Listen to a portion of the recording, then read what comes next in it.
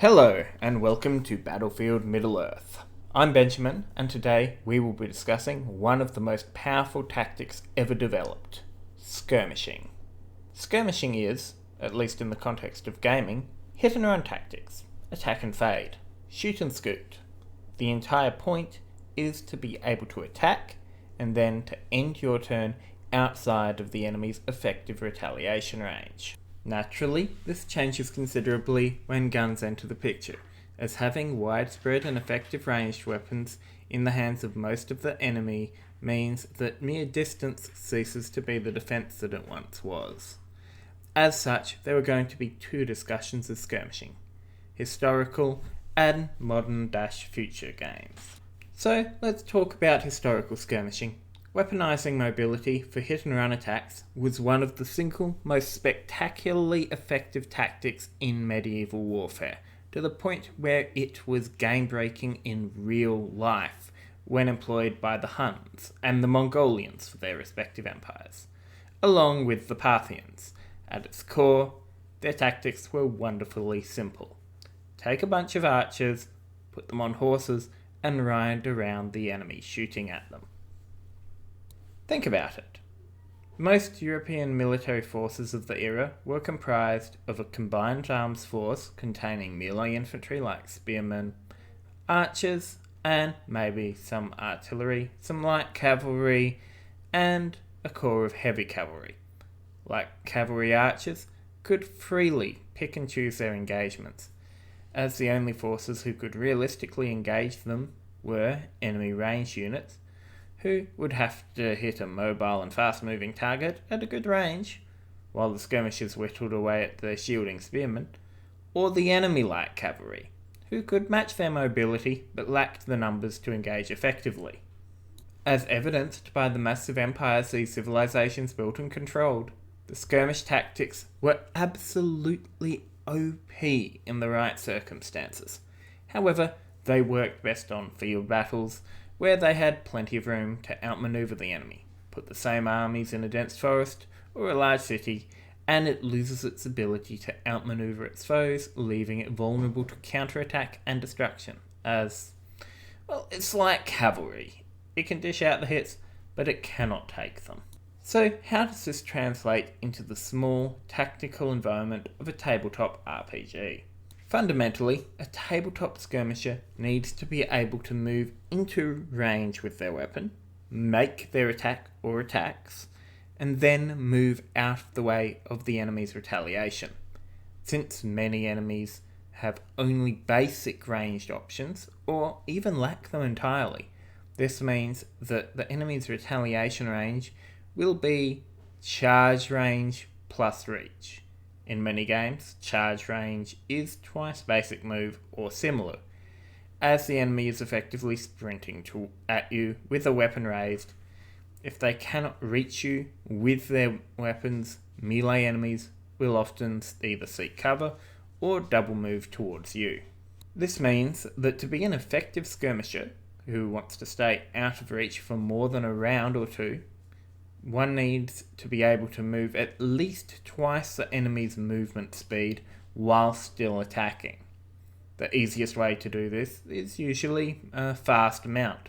Horses are faster than most humanoids by default, and many systems will allow your horse to double move or run while still giving you an action to fire your bow with. Barring this, magic and class features are generally your best options.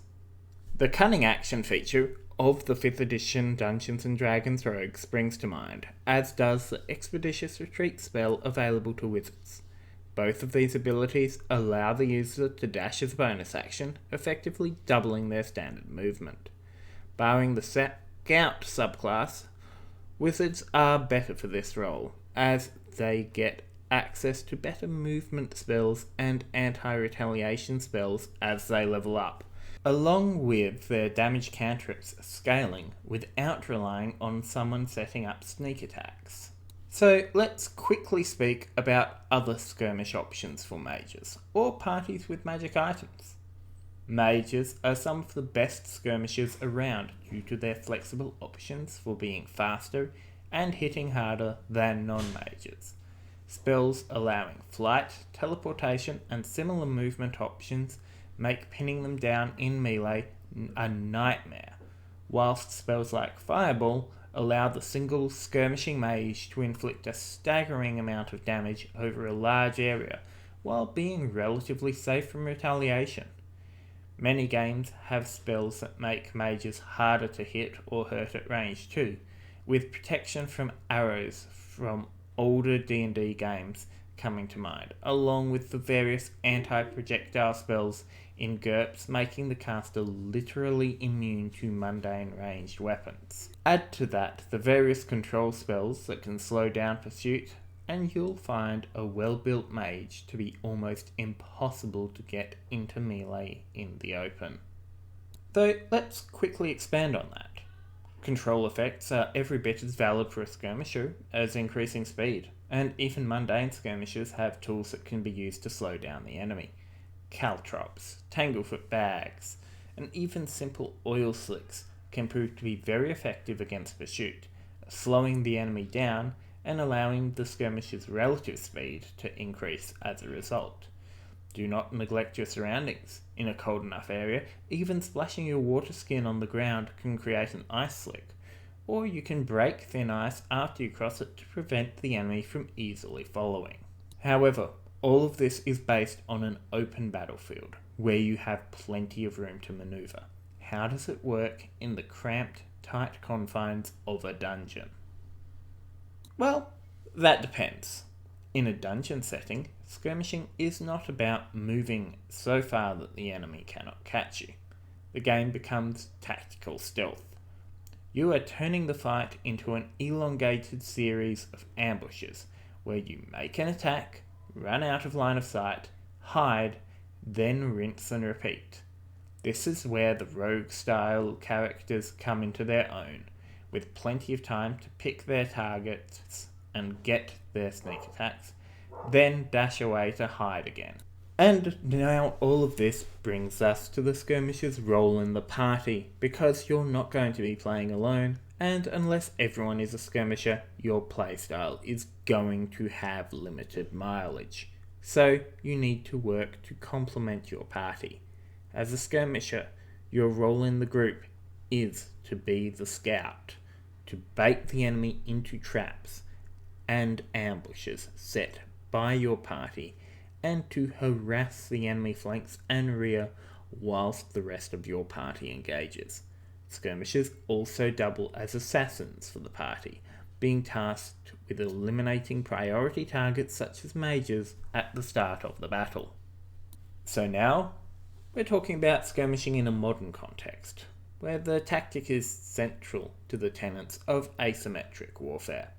There are several famous modern skirmisher armies, such as the Viet Cong and the Mujahideen, both of whom were disproportionately effective against enemies who were considered the world's strongest forces at the time, the United States and the Soviet Union respectively. Their tactics revolved around avoiding a straight-up fight and turning any effort to fight against them into a nightmarish string of ambushes and pain that bleeds the enemy dry, a tactic helped by both the enemy armies being heavily rooted in the concept of conventional warfare. In a tactical context, this translates to making heavy use of stealth, cover, and mobility. Strike hard and fast, retreat, and then strike again elsewhere. Fight to your objectives, not necessarily to the death of the enemy.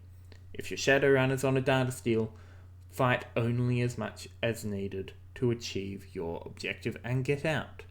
You don't get bonus points for killing all the guards in the building. Be willing to cede ground if there isn't an advantage on holding it. You can always take it back later, and the more ground the enemy is trying to hold onto, the more dispersed their forces will be. Modern skirmishing is generally best done by vehicles or airborne units, those fast enough to attack and retreat from reprisal before it can be effectively mustered. But in RPGs, these tools are often not an option. Skirmishers on foot will shoot, drop smoke, break contact, reposition, and then shoot again.